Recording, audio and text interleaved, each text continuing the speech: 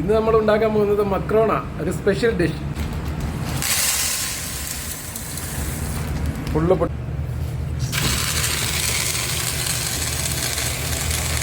അടുപ്പത്ത് വെച്ച് അത് വെന്ത് വരട്ടെ. വെന്ത് വന്നിട്ട് ഉള്ളിയും പച്ചമുളകും ഇഞ്ചിയും വെളുത്തുള്ളിയൊക്കെ ഇട്ട് ഒരു മസാലക്കൂട്ടുണ്ടാക്കാം. ഓക്കെ,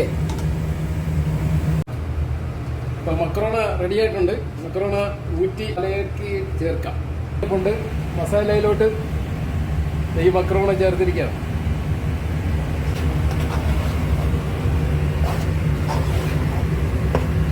എന്നിട്ട് ഇതിൻ്റെ കൂടെ ചിക്കൻ ചേർക്കാം, മുട്ട ചേർക്കാം.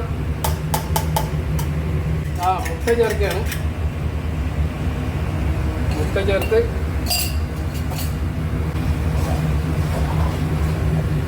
ഇതാണ് മുട്ട മക്രോണ.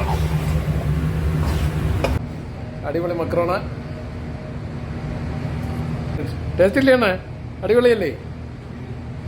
അടിപൊളി. ഓക്കെ.